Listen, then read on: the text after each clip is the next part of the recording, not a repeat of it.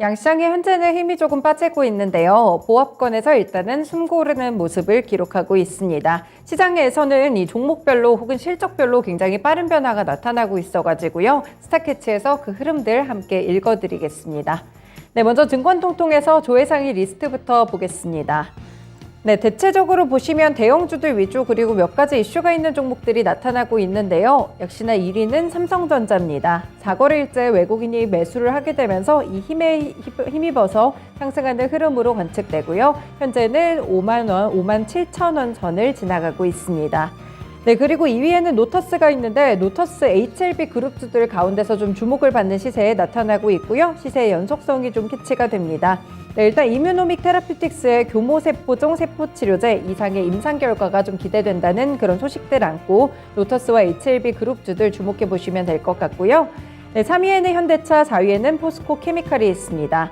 이 두 종목에 대해서는 확실히 어닝 시즌이다라는 부분들이 잘 느껴지는데요. 현대차 같은 경우 3분기에 좀 기대에 미치지 못하는 실적을 받아들게 되면서 오늘장 신저가까지 터치하는 흐름이 나왔고요. 반대로 포스코 케미칼은 예상치보다 좋은 실적이 나왔다라는 호재에 힘입어서 오늘 신고가 터치가 나오고 있습니다.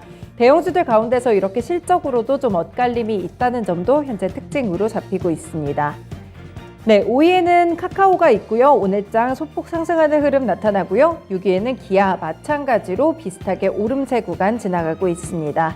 네, 그리고 7위에는 신라젠이 있는데 10위에 있는 코오롱 티슈진과 함께 보시면 좋을 것 같습니다. 네, 아래쪽으로 코오롱 티슈진 3년 5개월 만에 거래가 재개됐습니다. 신라젠과 함께 좀 부각이 되고 있는 모습인데 이 두 종목 모두 오랜 기간의 이런 거래 정지 기간을 거쳐서 재개가 됐고 이미 신라젠 같은 경우에는 거래 제한폭까지 연속으로 2차례 오른 경험이 있었죠. 오늘 코오롱 티슈진도 마찬가지로 상한가에 바로 도달하는 모습입니다. 이와 더불어서 신라젠 함께 좀 부각되며 오늘 5% 정도의 상승 탄력을 가져가고 있습니다. 여전히 배터리셀 쪽은 좋습니다. 오늘 보시면 LG 에너지솔루션, 삼성 SDI 모두 상승하는 흐름으로 관측되고 있고요. 확실히 2차전지 쪽이 약세장 속에서도 탄탄한 흐름으로 관측되고 최근에는 대형주들 흐름도 괜찮게 나타나고 있습니다. 네, 이렇게 조회상위 리스트 봤고요. 다음으로 관심상위 리스트도 확인해 보겠습니다. 네, 현재 보시면 이쪽에서도 일단은 상승하고 있는 종목들이 더 많은 것으로 관측됩니다. 1위에는 코오롱 티슈진, 역시나 관심 리스트 1위에서 빠질 수가 없을 것 같은데요. 개인 투자자들이 정말 오랜 기간 기대를 했던 만큼, 기다렸던 만큼 기대에 부응하는 시작을 오늘 기록하고 있습니다. 2위에는 노터스인데 조회 상위에서도 상위권에 위치했는데 마찬가지로 관심 상위 리스트에도 오르고 있는 모습이고요. 3위에는 신화콘텍이 있습니다. 사실 어제 나왔던 소식인데 이르면 다음 달 전자제품의 충전단자 국가의 표준이 USB-C 타입으로 제정된다는 소식 때문에 신화콘텍이 상한가에 도달을 한 바가 있었습니다. 네, 추가적으로 오름세 구간 조금씩 더 지나가고 있는데요. 이 USB-C 타입 이쪽을 제조하고 있기 때문에 확실한 수혜주로 부각이 되고 있습니다. 아래쪽으로 4위의 성신양에는 네옴시티 관련 종목으로 엮이면서 어제 거래 제한폭까지 도달했던 종목인데요. 일단은 추가적인 상승 약간은 나타나고 있는데 보합권 정도로 시장과 비슷하게 흐름 보여주고 있습니다. 경동인베스트도 최근에 자회사 조강권 취득 소식 때문에 오늘까지 4거래일째 상한가에 도달했다가 오늘 좀 탄력이 풀리는 모습인데요. 이후에는 탄력이 조금 빠르게 줄어들고 있습니다. 현재 구간에서는 거래 제한폭까지 올랐던 종목이라고 믿기지가 않을 정도로 탄력이 상당히 많이 줄어 있습니다. 코리아에스는 리튬 가격이 부각되면서 상승 탄력 기록하는 종목이고요. 아래쪽으로 이구산업, 지아이텍, 오디텍, 코오롱, 우선주까지 올라와 있는데 오디텍을 보시면 마찬가지로 상승 탄력 기록합니다. 삼성그룹이 자동차 전장 사업에 박차를 가하는 움직임을 보여주고 있는데 오디텍 같은 경우에는 LED의 필수 부품이라고 볼 수 있는 제너 다이오드를 국내 최초로 개발해서 삼성에 독점적으로 공급하고 있습니다. 이런 부분들이 부각이 되면서 오늘 이렇게 오디텍까지 추가적으로 상승하는 흐름 나타나고 있습니다. 네, 관심상위 리스트까지 봤는데요. 특징주들 3가지 보겠습니다. 대형주들 위주로 일단 먼저 현대차입니다. 네, 올해 3분기에 현대차가 분기 기준으로는 사상 최대 매출을 기록했습니다. 네, 공시 보시면 올해 3분기 매출이 지난해 같은 기간보다 30.6% 증가하면서 37조 7,005억 원을 기록했다고 밝혔습니다.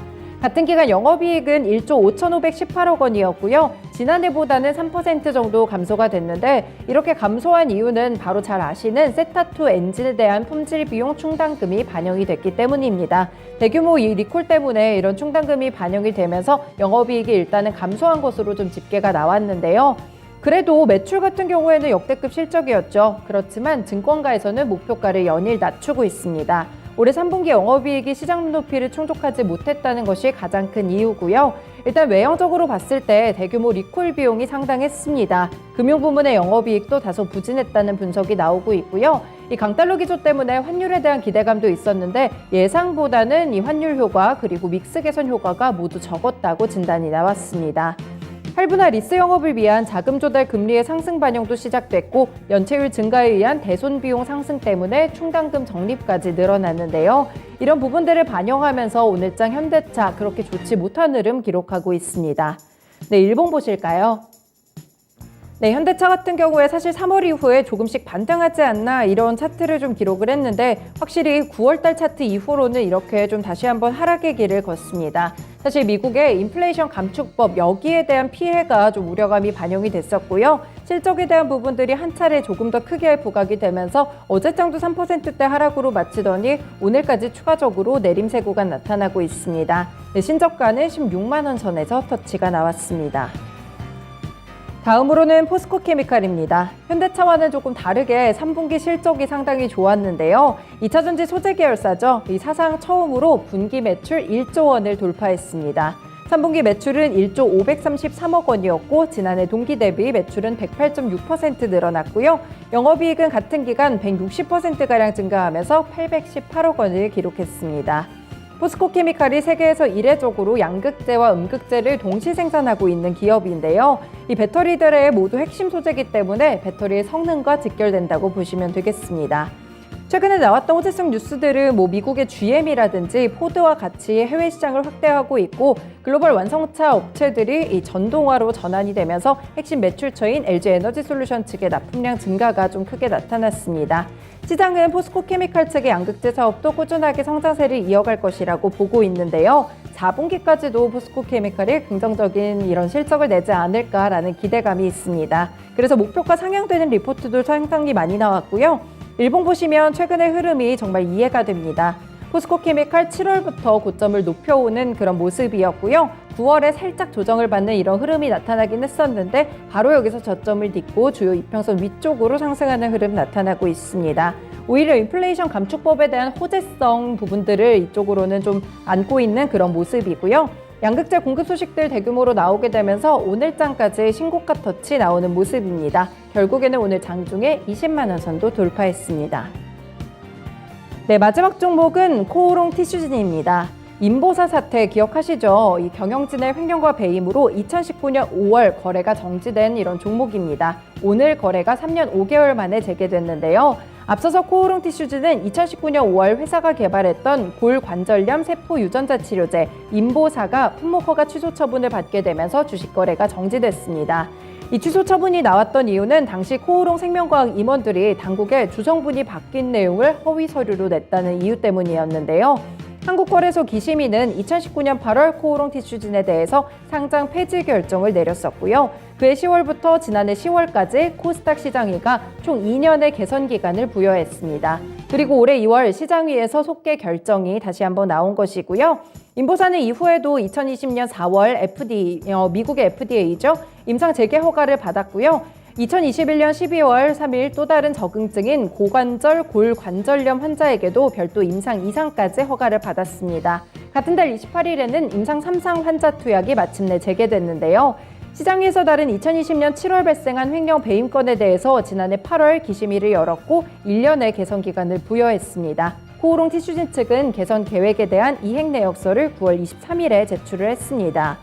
네, 이 코오롱 티슈진 같은 경우 소액주주들 분들이 상당히 많았는데 6만 명이 넘습니다. 지분율은 36% 정도였는데요. 이렇게 코오롱 티슈진 갖고 계신 분들은 정말 속을 많이 끓이셨을 것 같습니다. 5분봉 보시면 오늘 바로 상한가 직행하는 모습으로 나왔고요. 오랜 기간 좀 길게 정지됐던 차트에 드디어 양봉이 좀 등장을 했습니다. 추가적인 상승이 나올지는 신라젠의 흐름도 좀 있었고요. 추가적으로 볼 때는 조금 더 이런 시세의 연속성이 있을지는 앞으로 더 지켜보셔야 될 것 같습니다. 네, 증권통통에서 조회상위와 관심상위 리스트 봤고요. 특징주 3가지 차트와 함께 분석해봤습니다. 스타캐치였습니다.